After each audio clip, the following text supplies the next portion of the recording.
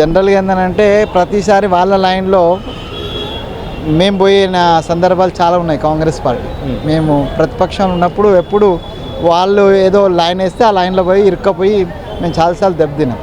కానీ లేదు, ఈసారి మా లైన్లోకి వాళ్ళు వచ్చినారు. మేము మా బేసిక్ ఐడియాలజీ ఆఫ్ కాంగ్రెస్లో మేము వచ్చినాం. ఇప్పుడు వాళ్ళు వస్తున్నారు మా ఐడియాలజీ ఆఫ్ కాంగ్రెస్లో. మాదేంది సర్వే జన సుఖినో భవంతు మా కాంగ్రెస్ యొక్క ఐడియాలజీ. ఇవాళ రాహుల్ గాంధీ చెప్తున్నది ఏంది, క్యాస్ట్ సెన్సెస్ కులగణన జరగాలంటున్నారు. కులగణన జరగాలనేటువంటి చిత్తశుద్ధి ఒకవేళ వాళ్ళకు ఉండుంటే 10 ఏళ్ళల్లో వాళ్ళ దగ్గర సమగ్ర సర్వే జరిగింది.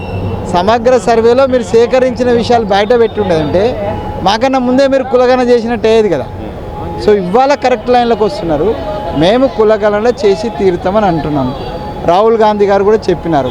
అయితే దీంట్లో ఇంకో ఇంటర్ప్రిటేషన్ ఏంటంటే ఈ కులగణన చేయడం వల్ల వాస్తవంగా ఓసీ కులాల కంటే ఎస్సీ ఎస్టీ బీసీ కులాలు వాళ్ళ యొక్క వాటా గురించి మాట్లాడేటువంటి నైతిక హక్కు, టెక్నికల్ హక్కు, ఏది ఆన్ పేపర్ హక్కు వస్తుంది.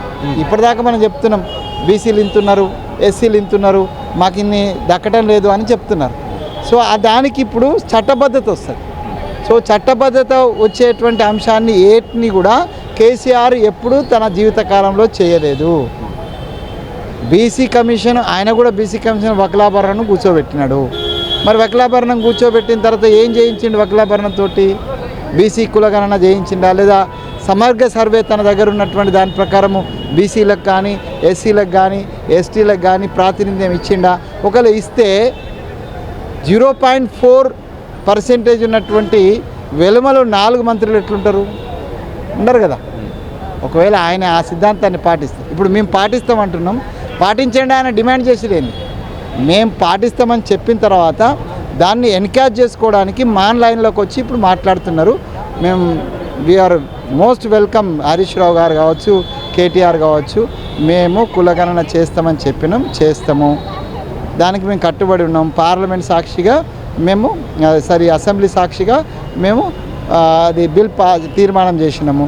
దానికి 150 కోట్ల ధనాన్ని కూడా మేము కేటాయించి పెట్టినాము. కాబట్టి దానికి సంబంధించినటువంటి విధి విధానాలు, పెద్ద విధి విధానాలు లేవు. ఇప్పటిదాకా ఓటర్ లిస్ట్ ఎట్లా తీస్తామో దాంట్లో ఒక కాలం జస్ట్ మీ కులం ఏంటి అనేటువంటిది ఒక కాలం పెడితే సరిపోతుంది. కాబట్టి ఇలా టీఆర్ఎస్ వాళ్ళు అంటే వాళ్ళకి ఇంకా విషయం లేదు. కాబట్టి ఇప్పుడు ఎప్పుడు అని అంటారు. ఇప్పుడు నువ్వు 10 ఏళ్ళల్లో చేయలేంది మేము 10 నెలల లోపే చేసి చూపెడుతున్నాం కదా. రుణమాఫీ నువ్వు చేయలే, మేము చేసినాం కదా. మహిళలకు ఫ్రీ బస్సు నువ్వు ఇచ్చినావా? కనీసం కన్సెషన్ ఇచ్చినావా? మహిళలకు మేము ఫ్రీ బస్సు ఇచ్చినాం కదా.